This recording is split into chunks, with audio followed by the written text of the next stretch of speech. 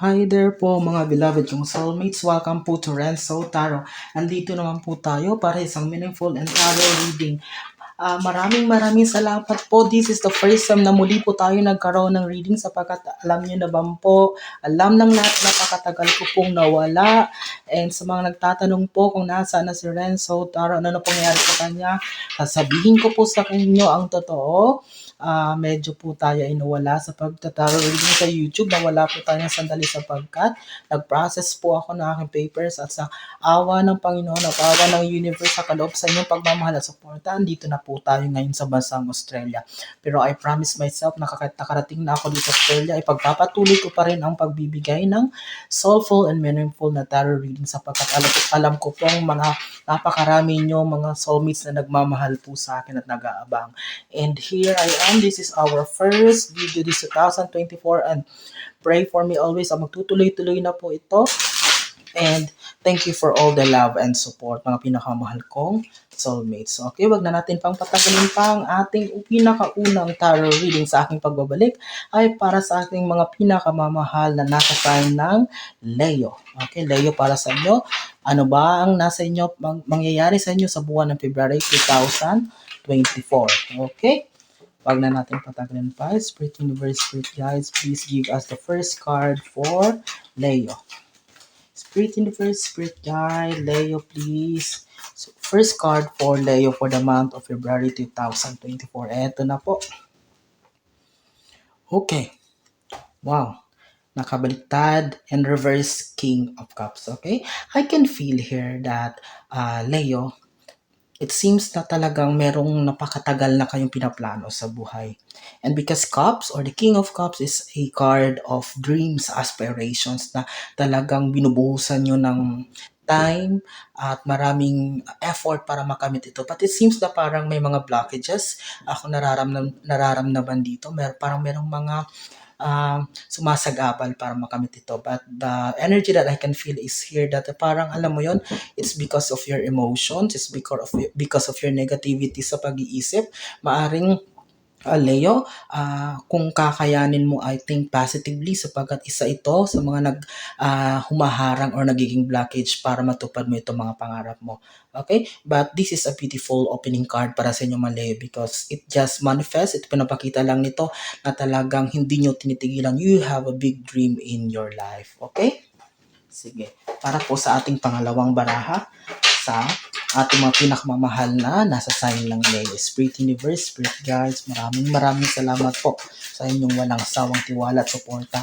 And alam ko pong ito sa ating pagbabalik ay hindi nyo po ako iiwan at bagkos ay mas lalo nyo po pong papalaguin itong ating channel sapagkat andito na po ang inyong lingkod muling nagbalik at alam ko pong maraming ang masaya sa ating pagbabalik.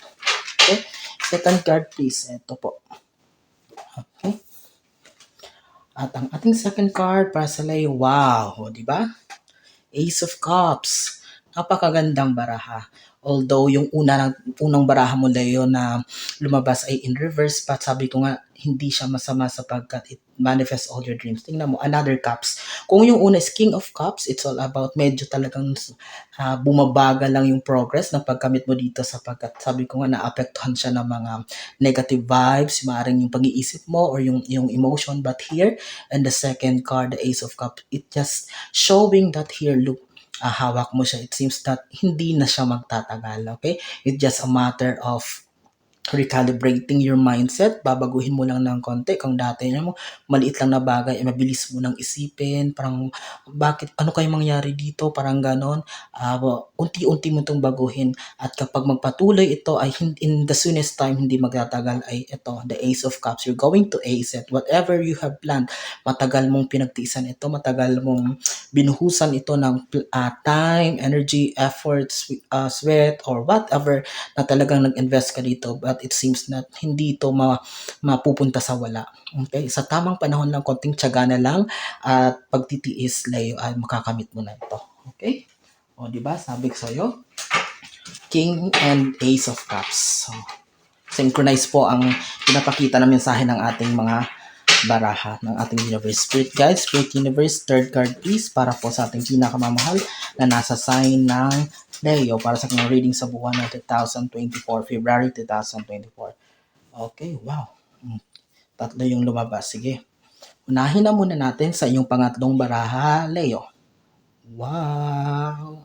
Four of Pentacles. Pentacles is money. Okay? The energy that I can feel here is that sa wakas, Leo, parang natututo ka na mag-save, natututo ka na wag basta-basta maglalabas, bibit ng pera, magbibitaw ng mga finances na hindi mo, kung dati kasi parang alam mo yun, ubos biyaya.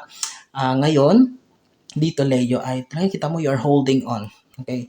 Tiniisip mo muna na yung bago ka maglalabas ng mga investment, kung may bibilhin ka, iisipin muna ba, needs mo ba to or wants. And that is a good thing, Leo, sapagkat natuto ka na, sapagkat alam mo, naranasan mo kasi na dumating sa point na you're in the rock bottom, na walang-wala na, and I can feel it na wala kang nalapitan at talagang tinayo mo, ginapang mo muli ang sarili mo by your own. And I'm so proud of that for you, Leo, kasi talaga yun yung nature nyo. But here, itong barahan na to, ay napapakita lang na talagang you're holding on.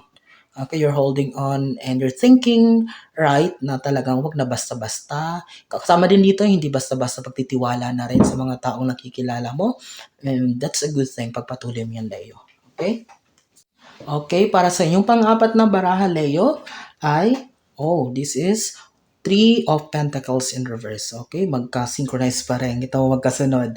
Yung unang baraha, King of Cups. Pangalawang baraha, Ace of Cups. Pangatlo ay Four of Pentacles. Ngayon, Three of Pentacles. 4, 3. Okay, talagang synchronize siya, magkasunod siya. But here, because this is in reverse, okay, alam natin Pentacles is money. But sinabi ko sa inyo dun sa pangatlo mong baraha, Leo, ay parang natuto ka ng magtipid, i-manage yung finances, hindi basta-basta magtitiwala na sa tao. Ito pang-apat na baraha na Three of Pentacles in reverse is that ang pinapating dito na energy sa akin ay maging wise din. Okay, maybe in the coming weeks, in the coming months, especially this February, Leo, ay parang may mga biglang dadami yung mga opportunities, biglang dadami yung mga parang transaction, pakikipag-usap sa mga negotiation. But I am warning you, Leo, na maging wise, is pag-isipang mabuti, kilalaning mabuti ang mga tao na yung makakasalamuha, lalong-lalo na pag may kinalaman sa mga investment, sa pera, lalo na kung merong naghahanap ng trabaho at feeling nyo may nag-offer sa inyo. Although alam ko you're in the spirit of looking for a new job, opportunities, pero suriing mabuti sa kung talagang makakatulong ba to sa inyo in the long term, sapagkat alam mo this is a make or break ngayon, Leo, itong buwan na to, sapagkat dito magsisimula ang lahat. Okay, dito magsisimula. At kapag magdedesisyon ka, alam ko, Leo, ay, alam mo yon, yung gusto mo, yung talagang pangmatagalan na maging successful. Okay? This is just, hindi naman siya nakakatakot na warning. Parang reminder lang. Okay, Leo? At sa inyong pang-limang baraha, Leo. Okay, this is again in reverse. Page of Cups. Okay. Talagang pinapakita lang dito. Okay, this is the same with the King of Cups. It is in reverse na talagang na parang nahaharang lang. The term is nahaharang lang ng konting mga bagay, ng mga, yun nga, negativities, negative thinking, at ang pagiging pessimistic mo para makamit mo yung cup. Okay, the cup is the success or your dreams, your wishful thinking for a lot of time. Patagal mo ng pangarap, and yun, this Page of Cups that is in reverse is just a manifestation. This is a card of dreams, but dahil naka-reverse siya, it doesn't mean na hindi mo siya makakamit, Leo. But in this February, hindi pa siya tuluyang makukuha, but this month will be the start. Okay, magiging maliwanag sa iyo ang lahat. Unti-unting ibibigay ng universe yung mga signs, yung clarity na okay, dapat din to pala ang gagawin ko para itong month kasi, itong mga nakaraang buwan, parang yung naging bumubuo ka ng puzzle. Alam mo yun? Parang pinagtatagpi-tagpi mo pa ang lahat kung bakit, ano ba, parang I'm going to nowhere, parang wala kang patutunguhan. But now, this February, nabibigyan ng universe ang lahat ng signs para magkaroon ng kalinawan na, okay, eto na, parang nabubuo ka na yung ibig sabihin kung anong nais parating sa akin, especially in regards to achieving dreams and success in life. Okay? Last 5 cards tayo, Leo, para sa inyong reading ngayong buwan ng February sa 2024. Spirit Universe, Spirit Guides, 5 cards, 6 cards, please, para sa ating pinakamahal na Leo. Last 5 cards. Spirit Universe. Oh. Okay. Dalawa. Sige. Dalawa. Unahin na natin itong pang-anim na bara. Okay. Okay, this is the Lovers card. Okay, tinakpan po natin kasi baka maano tayo sa YouTube. Okay, the Lovers card. Okay, but this is in reverse. Pinapakita lang nito. This is ang gusto lang iparating ng baraha, Leo, that this February, especially I can feel it this whole year, hindi love life ang priority mo ngayon. Okay? You are focusing on career improvement, pagpapalago ng pera, ng kayamanan, paghahanap ng stable na trabaho at parang hindi mo mabibigyang focus ngayon. Taon na to, especially ngayong buwan na to ng February. Maybe nag-iisip ko dahil February 14, Valentine's Day. But now, I assure you, Leo, please wag mo na muna. Kung masaya ka naman muna ngayon bilang single, wag mo na munang pangarapin or asamin na magkaroon ng love life. Okay? Focus na muna. Kasi yun, puro cups yung pinakita. Pentacles, puro ibig sabihin talagang focusan mo muna yung road to financial stability, financial freedom sapagkat this year, ibibigay ito sa Unique Universe. Okay? Tatakpan natin ng kasi baka makita sa YouTube. Okay. Wow. O, di ba? Here comes the sun. Okay, your 7 card is the Sun card. Congratulations, Leo. Sabi ko nga, di ba, this month ay unti-unti na magiging maliwanag ang lahat. Okay, tingnan mo, look at the cards. There are some sunflowers. Sunflower, this is a flower na talagang namumukadkad. And this February will be your season of blooming. Blooming in the sense na talagang magiging maliwanag ang lahat, talagang lahat ng opportunities ay lalapit naman sa iyo at you will be overwhelmed, Leo, sapagkat wow, kung talagang yung makaraang buwan ay talagang di mo alam kung saan ka pupunta, anong gagawin mo, but here comes the sun. Everything will be clear, everything will be clear and bright, maliwanag ang lahat, talagang ibibigay sa universe ang malinaw na pag-iisip, lahat ng signs kung ano ang gagawin mo. You will be enjoying the freedom. Tingnan mo yan, oh, nakasakay sa horse and look at the background. The sun is talagang maliwanag na maliwanag, flaring. Tingnan mo, yellow is the color of joy. You will be happy. You will achieve happiness. Okay?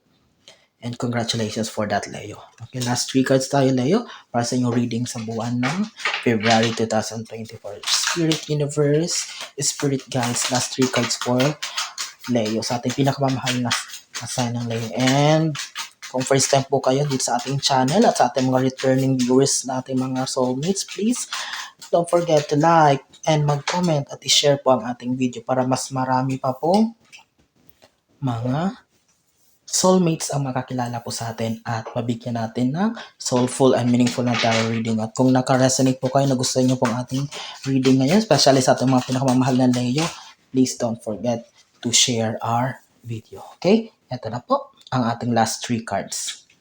Para sa inyong pangwalong baraha, Leo.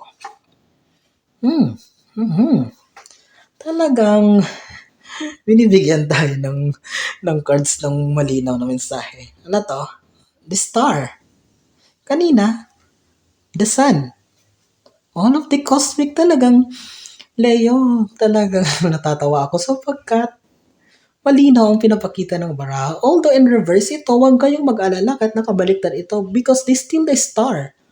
Okay, what does it mean? It doesn't mean na talagang doesn't mean na magiging star kayo pa dahil nga naging season of blooming yung sun, but the star is just a manifestation, pinapakita lang sa inyo na talagang malapit na ang iyong pagkinang. Okay? Malapit na ang pagkinang in the sense na talagang dahil nga lahat ng malinaw na ideas, lahat ng malinaw na steps na gagawin na bibigay sa universe, this star card is a confirmation of bounty. Okay? Kasaganahan. Okay? Sasalukin mo lahat, aanihin mo lahat, mag-iipon ka. This is the perfect time. Na tama nga ginawa mo, di ba? Sabi ko dito, kita mo, magkatapat pa sila. Yung 4 of Pentacles na matututo ka na mag-ipon. And this is the time for you. Please, Leo, makinig ka. Control your finances. Matutong mag-ipon sapagkat hindi sa lahat ng oras, lahat ng panahon ay liliwanag ang bituin at araw para sa'yo. And this February will be your best opportunity para gawin ito sapagkat makakamit mo ang lahat kapag sinunod mo ang signs na binibigay ng universe according sa ating mensahe na binibigay ng Bara. Wow, Leo. Talagang napakaganda na magiging February 2024 mo. Our 9 card, the High Priestess. Okay? The High Priestess card. Okay, this is the second. Look at, this is 2 number. And the High Priestess is kung pinapakita dito ay nakabaligtad in reverse, but it seems that parang, alam mo yon, the energy that I can feel here is parang lately Leo, kasi Leo is one of the zodiac sign na parang medyo religious, more on spiritual, parang unti-unti daw parang humihina yung ano mo, parang nakakalimutan mo yatang magdasal, pray, or ask for the guidance of the universe. But this February, please do it para mabaliktad na natin itong reverse na to. But this is just a reminder na talagang Leo, wag tayong masyadong aasa sa ating sariling strength or sa ating sariling talent or ano man, sapagkat kapag binawi ng Panginoon yan or ng universe ay it would be nothing. It would be useless after all. Kasi meron nga tayong priestess, meron tayong higher being na talaga nag-guide sa atin, nagbibigay. Meron, andyan yung universe, nagbibigay ng lahat ng sign yung nag-guide sa atin kung anong dapat natin gawin. And we should not forget, okay? You should always have time to meditate, to pray, or to ask for everything. Kung anumang reliyon pinapaniwalaan mo, kung naniniwala ka sa universe or whatsoever, just don't forget to ask for the guidance, okay? And for your last card is, tamang-tama. 10th and last card mo, Leo, February 2024 is the Tower. There will be an ending. Ending in the sense na matatapos na ang lahat ng problema na pinagdaanan mo, matatapos na lahat ng kalungkutan. Look at the Tower. Ayan, bumagsak siya, nasunog siya. There will be an ending. And ending, syempre, pag may pagtatapos, merong panibagong umaga na darating. There is a new beginning. Panibagong pag-asa, Leo, sapagkat you deserve it after all the frustration, the heartache, lahat ng kahirapan na pinagdaanan mo. And I salute you that, Leo. Talagang nilaban mo to. Okay, ito talagang pinapakita lang ng barahan. This February, this will be one of your luckiest month of the year. And kunin mo na tong chance na to para gawin ang lahat, everything just to make your dreams come true. And don't forget to ask for the sign of the universe, guidance of the Almighty, and you will succeed. Okay?